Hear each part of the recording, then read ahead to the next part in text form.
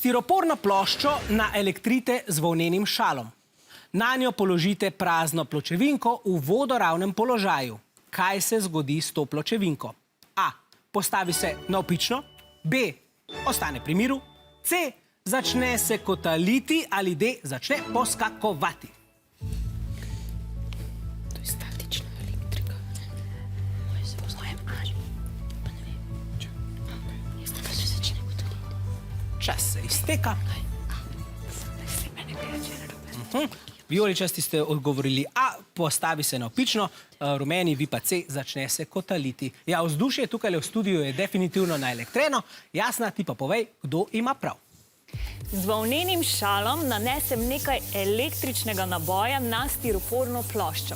Ker je stiropor izolator, se električni naboji po njem ne morejo premikati in ostanejo tam, kjer so bili nanešeni. Takole, mislim, da bo to dovolj.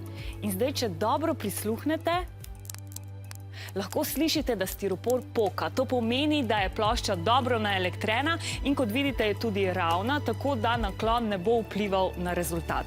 Zdaj bom na ploščo položila pločevinko in poglejmo, kaj se bo z njo zgodilo. Ja, v hipu se zakotali. Pločevinka namreč prevaja električni tok oziroma tam, kjer je nanešen električni naboj na stiroporu, se prenese nanjo.